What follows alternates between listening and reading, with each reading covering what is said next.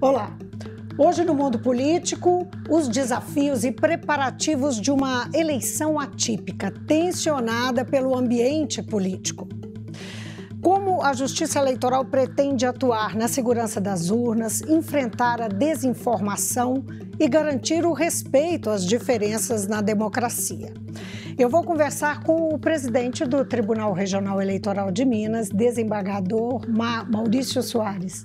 Desembargador, muito prazer em conhecê-lo. Obrigada por atender o mundo político, a TV Assembleia. Muito prazer e cumprimento a todos. Desembargador, essa é a eleição mais desafiadora, o senhor diria, desde a redemocratização? Sim, a eleição está nos trazendo dois fatores com os quais nós não estávamos acostumados a lidar, que são os problemas das fake news e também a dúvida que se coloca no sistema de votação da Justiça Eleitoral. Agora, isso de fato dificulta, são dois fatores dificultadores das eleições. Nós vamos falar de ambos os aspectos, mas eu queria perguntar para o senhor como é que o senhor avalia as pressões recentes, né, do presidente da República, de militares, de aliados, que é uma questão que preocupa, que cria um tensionamento, como eu disse no princípio, no ambiente político, que coloca em questão a segurança nas urnas, todo o processo eleitoral. Eu queria saber a sua opinião sobre esse tensionamento, os atores que estão envolvidos nele, como é que o senhor enxerga esse ambiente? Bom, em primeiro lugar, essa pressão para a Justiça Eleitoral não quer dizer muito, porque a Justiça Eleitoral está sempre trabalhando sob pressão. Toda eleição, seja ela municipal, seja ela nacional, seja ela estadual, há essa pressão, né? O que me preocupa com esse tensionamento, essa pressão, é nos eleitores, fazer com que, em razão dessa pressão e dessas informações truncadas que às vezes chegam aos eleitores, que possam dar um início de algum problema ou de alguma confusão que esse eleitor pode trazer para a Justiça Eleitoral no dia da votação. Essa que é a preocupação. Que tipo de problema?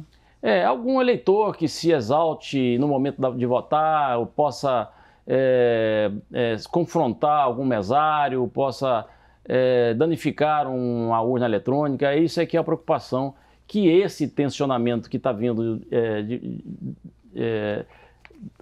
das pessoas envolvidas com a eleição, que pode nos trazer esse tipo de problema. Uhum. São 200 mil mesários, não é isso? Sim, temos aqui em Minas Gerais. Em Minas Gerais. Isso, exatamente. Em Minas Gerais são 200 mil mesários que temos. A imprensa noticiou que esses mesários estão temerosos de circunstâncias sobre a segurança pessoal deles, né? Que já houve manifestação de temor por parte de alguns. Isso chegou à Justiça Eleitoral? Como é que isso vem sendo tratado? Eu também queria lembrar aquele caso recente de uma mestranda da UFMG que foi ofendida e agredida verbalmente dentro de um ônibus, voltando de um trabalho da Justiça Eleitoral, um trabalho conjunto, não é, com a Justiça Eleitoral da tribo dos Machacalis. Enfim, essas tensões, essas preocupações, é disso que o senhor está falando?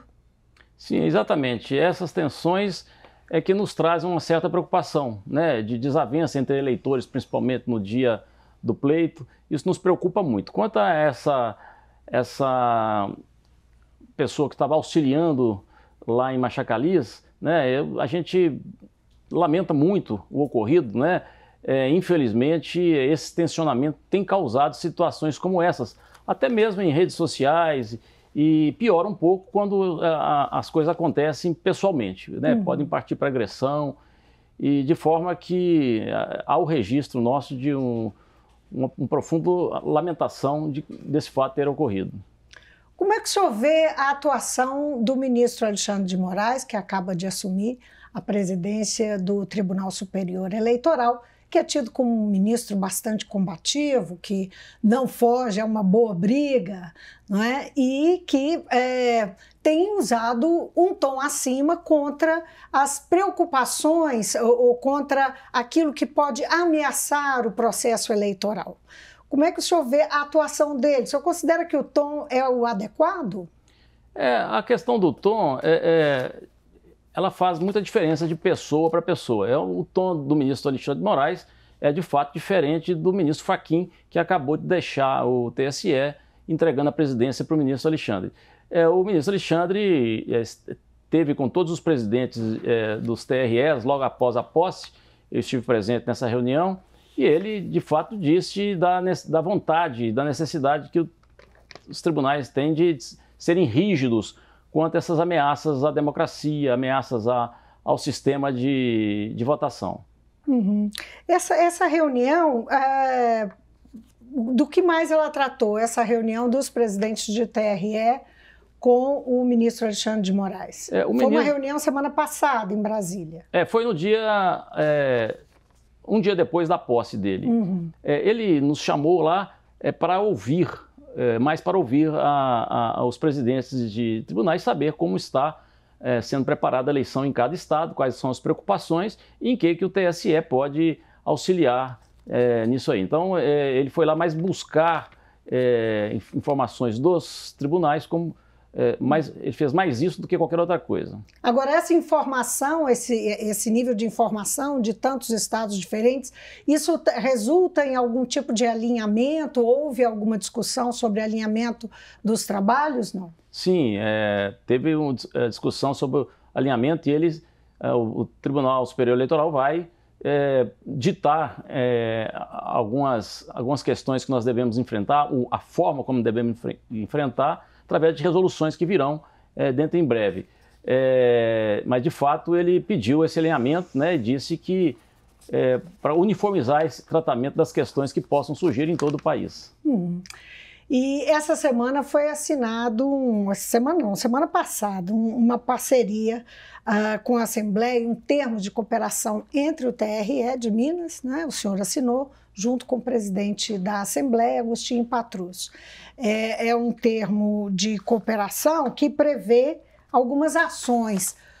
O que o senhor destacaria? Primeiro, o objetivo fundamental desse termo de cooperação e que tipo de ação, não é, essas duas instituições vão trabalhar em conjunto. Em primeiro lugar, eu destaco o festejamento da cidadania, né, que a Assembleia se propôs a fazer, ajudando o TRE. Na verdade, o que foi assinado é um acordo de intenções onde a Assembleia vai divulgar para a população aquilo que for de interesse da Justiça Eleitoral, né? Uma das coisas bem importantes é divulgar, né, chamar todo mundo a votar, né, alertar, lembrar a todos que cada pessoa vale um voto, né? O mesmo valor do voto do cidadão de periferia ou de áreas mais beneficiadas da cidade tem o mesmo valor. Então, iguala todo mundo a força que ele tem de escolher o seu governante, né? Isso é muito importante. É importante também que essa propaganda para que a gente possa trazer uma eleição menos tensionada. A Assembleia se propôs também a divulgar a necessidade de haver paz nas eleições. Isso é muito importante e ajuda muito ao todo o sistema eleitoral. Agora, como é que o senhor está vendo, como é que está o diálogo, na verdade, da Justiça Eleitoral com as forças de segurança, especialmente com a Polícia Militar, que deve fazer um trabalho de apoio? E se existem conversas em relação à questão da segurança, assim, o que está sendo feito para ajudar a manter a paz, afinal, né? Sim, nós montamos no TRE uma comissão de inteligência e segurança, né? Nela estão presentes todas as forças policiais do Estado, a Polícia Federal, a Polícia Rodoviária Federal, a Polícia Militar, a Polícia Civil, o Sistema Penitenciário. também está presente, o Ministério Público, de forma que lá nós estamos tratando dessas questões. A Polícia Militar, especificamente, sempre foi uma grande parceira da Justiça Eleitoral. Ela sempre nos ajudou no transporte da urna, no que tange a segurança, né?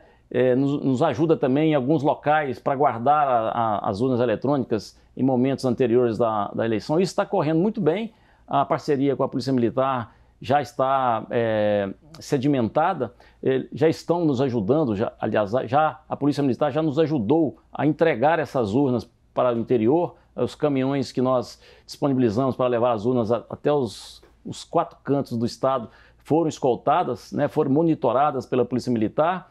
E há também, da nossa parte, um preparo, uma orientação à Polícia Militar de como agir no dia das eleições, né? É muito importante a presença do policial próximo, ele tem que guardar uma certa distância do local de votação, mas ele tem que estar lá para nos ajudar a conter algum excesso que possa haver no dia das eleições. Dadas as circunstâncias dessas eleições, especificamente daquele ambiente tenso que a gente falou logo no início da conversa, alguma coisa foi diferente? Essa parceria ou essa presença das forças de segurança está mais massiva? Mudou alguma coisa em relação a eleições anteriores? Ou está mais significativa? Como é que é? Sim. Esse ano, em conversa com a Polícia Militar, nós conseguimos que a Polícia Militar coloque pelo menos um oficial em cada município de Minas Gerais. Então nós teremos uma presença maior e um pouco mais qualificada da Polícia Militar em todo o estado. Isso, até aquelas cidadezinhas que têm menos de 1.000 habitantes, qualquer uma? Qualquer uma. Todos os municípios... As que não tinham força policial vão ter pelo menos um policial, é isso? Isso. Pelo menos, ela sempre teve um policial pelo menos, mas agora a Polícia Militar está colocando um oficial para comandar aquele município, para ajudar, para ter um trabalho um pouco mais técnico se for necessário. Onde que entra a Polícia Rodoviária Federal? A Polícia Rodoviária Federal ela também pode nos ajudar, né, em agir e algum problema que a gente possa ter no decorrer das eleições que demande alguma ação na estrada. A gente precisa ter, às vezes, alguma facilidade de deslocamento de algum veículo da Justiça Eleitoral. É nesse aspecto que ela pode nos ajudar. Tem um dado aí também de prontidão, né? Sim, tem prontidão. Mais gente de prontidão. Claro, são pessoas a mais, pessoas que agregam na segurança do sistema como um todo. Agora, o TRE de Minas acaba de instalar a Comissão de Auditoria da Votação Eletrônica de 2022, né? Com previsão de fazer um trabalho mais amplo. Na verdade, a auditoria não é novidade em eleições, né? A gente tem uma rotina, não é? Todo mundo que no jornalismo sabe disso, vai lá fazer a zerésima, isso entra na pauta e tal. O que vai ser feito de diferente esse ano? Olha, esse ano o Tribunal Superior Eleitoral aumentou de 5 para 33 urnas a serem auditadas. O que nós faremos nesse dia? No sábado anterior ao dia da votação, seja no primeiro ou no segundo turno, nós faremos um sorteio no estado de várias urnas, de 33 urnas. Então, o que nós vamos fazer? Essa urna que já estava pronta, preparada, inclusive com a programação, com o nome dos candidatos todos, já estão lá disponíveis nas sessões eleitorais, nós vamos buscá-las, trazê-las para Belo Horizonte nesse sábado, e vamos substituí-las por outras urnas de contingência, outras urnas de reserva. Essas urnas, nós vamos aqui em Belo Horizonte colocá-las em locais que serão feitas as verificações, estão convidados todos os partidos políticos, a imprensa, a população, de um modo geral, desde que previamente cadastrada, para assistir.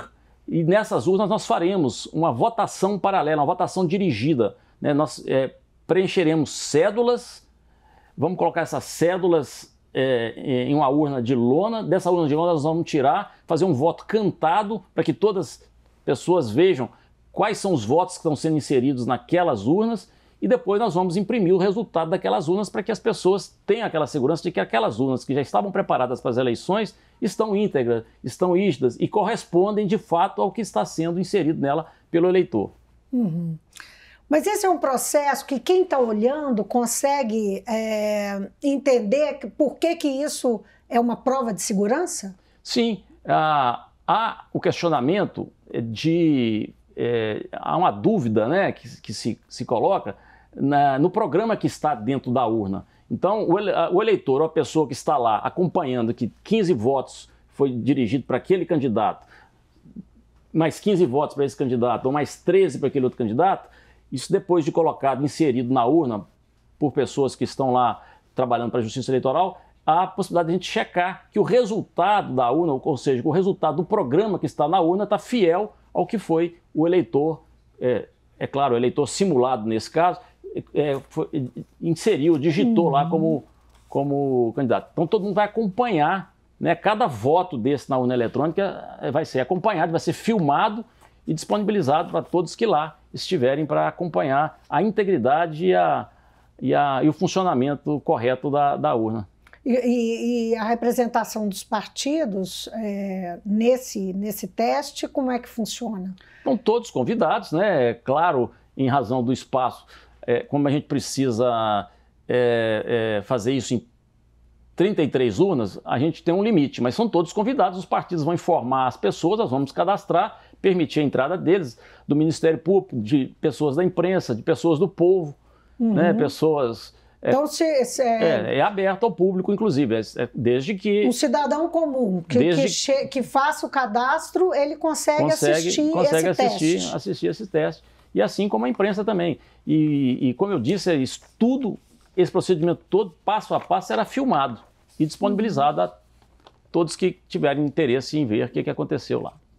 Agora, uma decisão recente, uma resolução recente, né, do TSE, que foi até em resposta a uma consulta do partido União Brasil, decidiu que eleitor não pode ir até a cabine de votação com um celular na mão, que ele tem que entregar esse celular. Se ele sair de casa com ele, chegar para votar com ele na mão, ele vai ter que entregar o mesário para ir votar. Qual que é a efetividade disso? Só para entender, isso já não era proibido? Sim. O sigilo da votação, o sigilo do voto, sempre esteve presente na nossa legislação, né? O que se está querendo com essa novidade é impedir que aquele eleitor filme o voto, seja para mostrar para o deputado, para o político, seja lá quem for, que está interessado em comprar aquele voto, né? Essa filmagem poderia funcionar como um recibo, ou seja, também para fazer alguma montagem, digitar um número lá e depois fazer uma montagem naquela filmagem para dizer que aquele número não saiu ali na votação dele. Isso tudo é para jogar fake news nas redes. Jogar fake news nas redes é para também evitar esse problema. Agora, sempre foi proibido, de fato, o uso de celular na cabine. O que me parece que é novidade, eu estou dizendo que parece porque ainda nós não recebemos ainda a resolução do TSE para dizer para a gente como isso vai ser enfrentado no dia da eleição, me parece que seria essa questão de o eleitor ter que deixar esse celular em algum local. É isso que nós vamos ainda averiguar com essa resolução, que certamente virá em breve. Quem fez Enem deve saber como é que é. Bota uma cestinha lá, coloca... Alguma coisa parecida com o Enem. Mais ou menos uma coisa desse tipo, né, desembargador? Agora, o TRE também mantém um programa permanente de enfrentamento à desinformação. Como é que ele funciona, né? E não só como é que ele funciona, mas como o eleitor pode participar disso, pode ser ativo nessa questão do combate à desinformação. Bem, eu queria deixar bem claro aqui que o próprio TSE, ele fez já há mais tempo um acordo com todas essas empresas de mídias de comunicação através de mensagens, para que elas também nos ajudem a impedir essa divulgação em massa de informações falsas. O senhor se refere às plataformas, Google, exatamente, YouTube, Google, WhatsApp, Telegram. Instagram. Isso tudo está junto com o TSE nesse combate às informações falsas. Nós temos no site do TSE e nos sites de cada um dos tribunais eleitorais, tem lá também um local específico para que o eleitor possa ele mesmo colocar lá a informação que ele entende que há necessidade de uma verificação, para que o próprio tribunal, juntamente com uma equipe de combate a esse fake news, possa informar para esse eleitor e para os outros que tiverem interesse naquela notícia de que se aquilo é verdadeiro ou se é falso. Então há também isso. Além disso, tem o Disque Eleitor, nós temos um hot site também dentro do nosso site do TRE, exatamente para colocar essas informações. Então o eleitor ele já pode fazer uso disso? Já está disponível para o eleitor. Uhum. Então está lá e é fácil. Ele fácil, não tem dificuldade. Não tem dificuldade, é de fácil acesso. E as equipes de checagem dos tribunais do país inteiro vão tomar conhecimento daquilo, vão fazer um estudo e uma resposta que o tribunal, seja daqui, seja do TSE, seja do Tribunal de Roraima, vão dar aquela informação se aquela notícia é ou não é verdadeira. Desembargador, o senhor está otimista? Mais do que isso, o senhor está confiante na manutenção, da qualidade da nossa democracia? Mais do que isso, vamos elevar a qualidade da nossa democracia com mais uma votação? O que o senhor pensa? Eu tenho a convicção de que a democracia está solidificada em nosso país, né? As nossas instituições estão bem focadas na democracia, lutam por ela, e eu estou muito confiante, tenho certeza de que poderemos ter algum problema muito específico, mas no final das eleições vamos entregar um resultado da vontade da população mineira, aqui no meu caso, e brasileira no caso do TSE, e eu tenho certeza de que a vontade do eleitor será preservada e será cumprida no que tange ao que ele escolheu para dirigir o nosso país. De nossa parte, nós esperamos que o senhor tenha toda a razão. Teremos. Podem ter certeza que estamos fazendo um trabalho com afinco para que a gente possa entregar um trabalho com um selo de qualidade que sempre o Tribunal Eleitoral coloca nas nossas eleições, e teremos umas eleições que serão limpas, claras, e com certeza será cumprida a vontade do eleitor. Obrigada pela presença no Mundo Político, aqui na TV Assembleia. Eu que agradeço a oportunidade de esclarecer a população de Minas Gerais sobre as eleições que ocorrerão aqui em outubro próximo. Vamos lá, vamos aguardar. É um momento estamos todos muito ansiosos por esse momento. Eu conversei com o presidente do TRE de Minas, do Tribunal Regional Eleitoral de Minas, desembargador Maurício Soares. O nosso assunto, os desafios e providências da Justiça Eleitoral nestas eleições em meio a um clima tenso da política no país. Essa e outras edições do programa Mundo Político, com candidatos e sobre o cenário eleitoral, você confere também no nosso hot site das eleições, no portal da Assembleia. Obrigada pela companhia e até amanhã.